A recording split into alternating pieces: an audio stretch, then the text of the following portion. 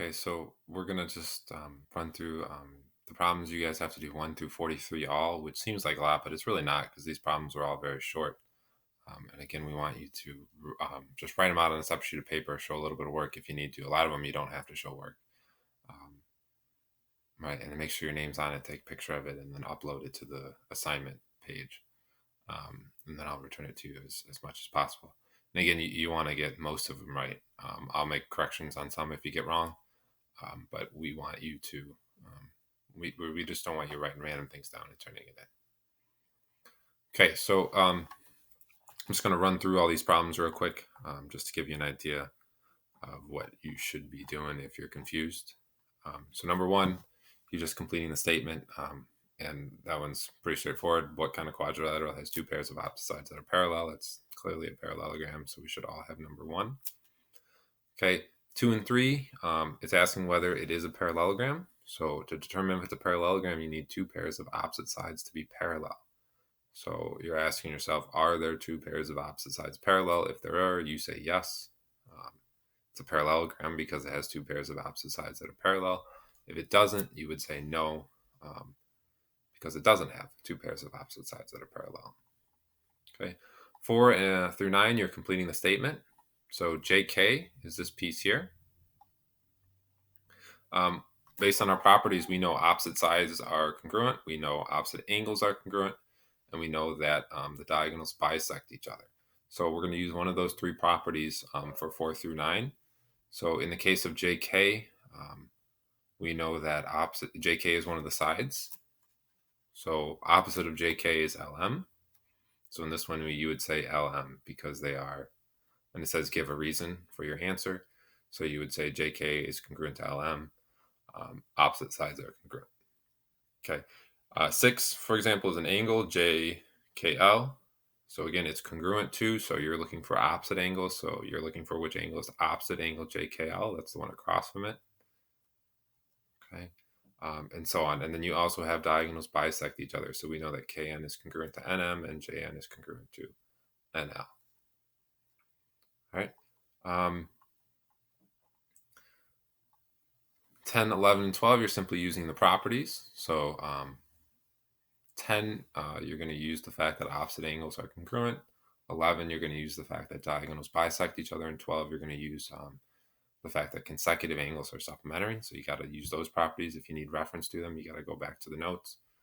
Or you can email me or text me on Remind, and I can help you as much as possible. Okay, 13 through 16 are matching. You're just simply matching up which two pieces are congruent. So we're dealing with side segments here. So it's either going to be, the segments are either going to be the sides of the parallelogram. So it's going to be opposite sides are congruent, or you're going to use diagonals bisect each other, right? So QT and TS would be congruent, and PT and TR would be congruent. Okay, 17 through 20, we're matching the angles that are congruent. So in this one, you have opposite angles are congruent. Okay, but you could also do alternate interior angles. We know since the opposite sides are parallel, your alternate interior angles are going to be congruent. So for example, this angle right here, angle YVX,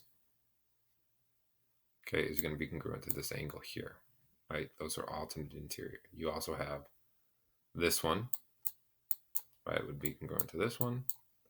These two would be congruent, and then those two would be congruent.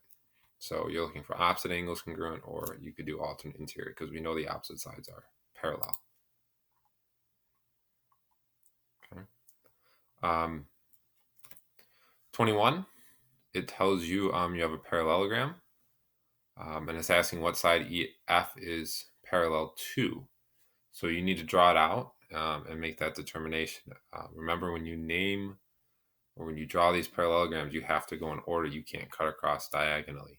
So if we were to draw that parallelogram, right, you pick a point, doesn't matter which one, just put E over here. Okay, and then you have to go counterclockwise counterclockwise around or clockwise around. You can't skip across diagonally. So you just go clockwise around, that's E, F, G, H. Okay, and then it's asking what side's parallel to EF. It's the one across from it. Okay, 22, 23, and 24, you're using the properties to find the missing sides. So on those ones, you're using the fact that opposite sides are congruent. 25 through 27, you're using the fact that opposite angles are congruent and consecutive angles are supplementary. And then 28 through 30, you're using the fact that diagonals bisect each other to find the missing pieces. Okay. Okay, and then starting at 31, this is where the problems get a little bit trickier. But if you use the properties, we should be able to do it. Because they're having two variables here, but this shouldn't be too hard. So again, 31, you're using the fact that opposite sides are congruent. 32, you're using the angles ones. Opposite angles are congruent. Consecutive angles are supplementary. 33, you're using the fact that diagonals bisect each other. You should be able to find X and Y for those. Okay, and then we're using the diagram on the right for 34, 35, 36, and 37.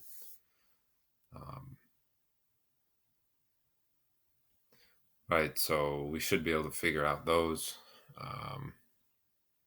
Right, remember consecutive angles have to be supplementary. So what happens if you make one of the angles bigger or smaller? What's going to happen to the other one? Use some examples to test it out. Remember, they're going to have to always add up to 180. Okay. All right, and then we have another set of problems here with 38 through 41.